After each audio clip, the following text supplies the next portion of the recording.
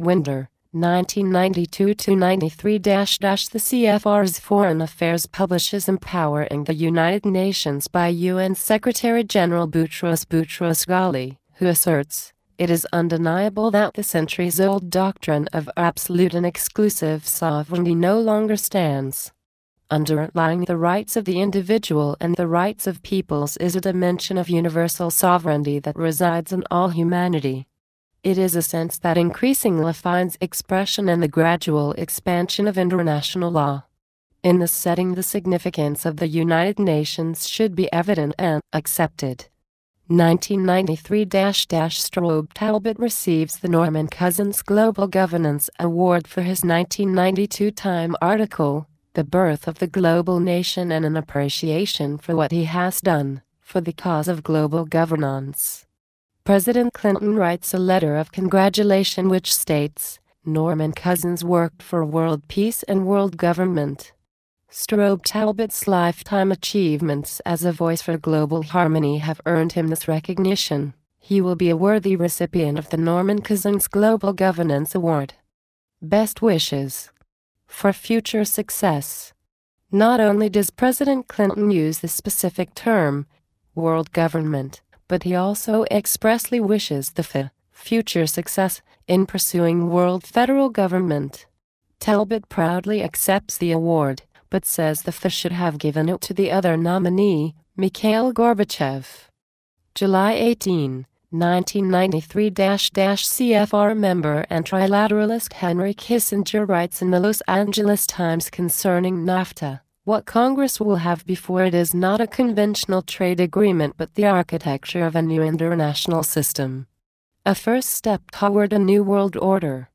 August 23, 1993-. Christopher Hitchens, socialist friend of Bill Clinton when he was at Oxford University, says in a C-SPAN interview, "It is, of course, the case that there is a ruling class in this country, and that it has allies internationally."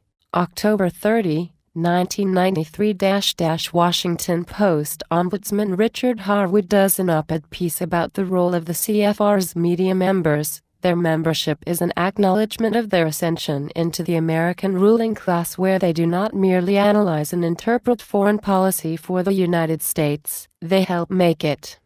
January/February, 1994-. The CFR's Foreign Affairs prints an opening article by CFR senior fellow Michael Clow in which he writes that the wise men, for example Paul Nitze, Dean Acheson, George Kennan, and John J. McCloy have assiduously guarded American foreign policy for the past 50 years. They ascended to power during World War II. This was as it should be. National security and the national interest, they argued, must transcend the special interests and passions of the people who make up America. How was this small band of Atlantic-minded internationalists able to triumph? Eastern internationalists were able to shape and staff the burgeoning foreign policy institutions. As long as the Cold War endured and nuclear Armageddon seemed only a missile away, the public was willing to tolerate such an undemocratic foreign policy-making system. 1995-. The State of the World Forum took place in the fall of this year, sponsored by the Gorbachev Foundation located at the Presidio in San Francisco. Foundation President Jim Garrison chairs the meeting, of whose woes from around the world including Margaret Thatcher, Maurice Strong, George Bush, Mikhail Gorbachev and others. Conversation centers around the oneness of mankind and the coming global government. However, the term global governance is now used in place of New World Order, since the latter has become a political liability, being a lightning rod for opponents of global government. 1996-. The United Nations 420-page report Our Global Neighborhood is published. It outlines a plan for global governance, calling for an international conference on global governance in 1998 for the purpose of submitting to the world the necessary treaties and agreements for ratification by the year 2000. 1996-. State of the World Forum 2 will take place again this fall in San Francisco. This time, Many of the sessions are closed to the press. There are hundreds more articles and speeches by those actively working to make global government a reality. We could not fit them all in here. Was later broken. We are grateful to the Washington Post, the New York Times, Time Magazine, and other publications whose directors have attended our meetings and restricted their promises of discretion for almost 40 years. It would have been impossible for us to develop our plan for the world if we had been subject to the bright lights of publicity. But the world is now more sophisticated and prepared to march toward a world government.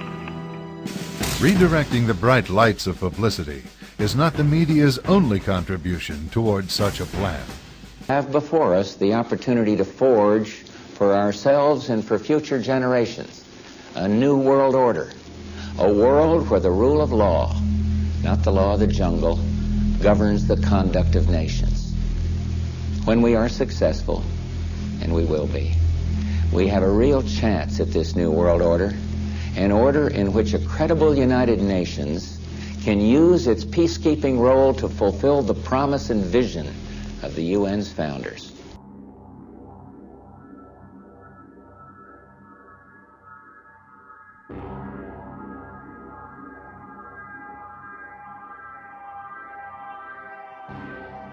Prospect of a new world order. There is a chance for the President of the United States to use this disaster to carry out what his father, a phrase his father used, I think, only once, and hasn't been used since, and that is a new world order. Here to drive performance. And I believe it will also be said of this age, the first decade of the 21st century, that out of what will be seen as the greatest restructuring of the global economy, perhaps one even greater than at the time of the Industrial Revolution, a new world order was created. When my predecessors were speaking to this event a century ago, the world order of the 19th century they were describing was defined mainly by the balance of military power, and they saw European empires dividing the world between them.